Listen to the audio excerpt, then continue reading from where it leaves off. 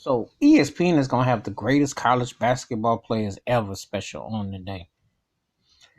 It depends on what era you come from, what you saw, because obviously I can always point the fingers and say, yeah, Kareem Abdul-Jabbar, Bill Walton, two of the greatest, and that was a little before my time because I didn't really get to see them play when they UCLA per se, but they were dominant. That was before my time, but they were great. I did get to see Christian Laettner in the 90s, and I'm skipping over some people, but he would be almost considered top 10 greatest ever as a college basketball player, as Larry Bird, Magic Johnson. That's what, besides from being Dream Team teammates, that's about the only time I put them in the same sentence. There are a lot of certain guys that were great in college that did not have great pro careers. But college is a different animal and depends on what you're looking at. Like Ralph Sampson was an incredible college player at the University of Virginia. I lived in Virginia and I know how much they love some Ralph. But he was marginal in his NBA career. We get to North Carolina. I tell this all the time. James Worthy was seen as better than Michael Jordan. Michael Jordan hit a big shot against Georgetown, but James Worthy was seen because only Dean Smith kept Michael Jordan locked with what he really had back when Sam Perkins was bringing it. But Patrick Ewing was a beast in college. I mean, as a college center, he looked like what Shaquille O'Neal ended up being in the NBA. And if I told you that Shaquille O'Neal was the second best center, and I think this is what cost him being on a dream team, because Stanley Roberts was better than him at LSU, you'd laugh me out of a room. But you had to see it to believe it. College is a different animal. I have seen a lot of guys like Pistol Pete.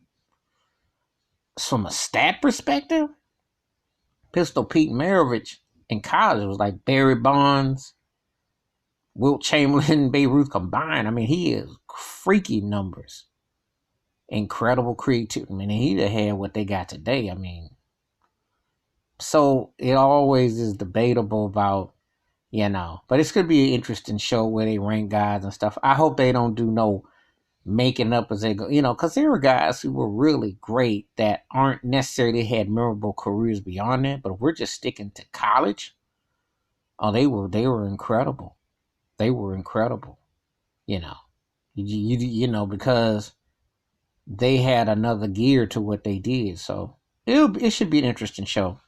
I like these kind of shows, even though I know that when you mess with old wacky ESPN, they'll find a way to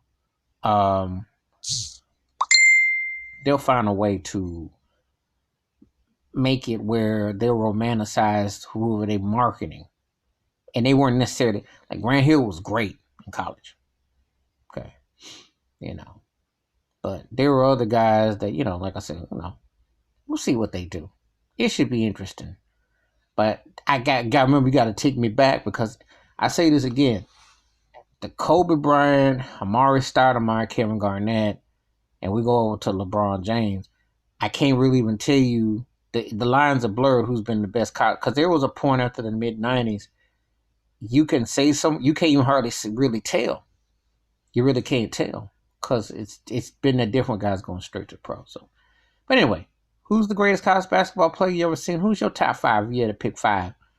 My top five would be crazy and wild because there'd be some guys you wouldn't associate, but I'm just going by what I saw, not based on the NBA career, nothing else, just based on what they look like in college. But let's talk about it.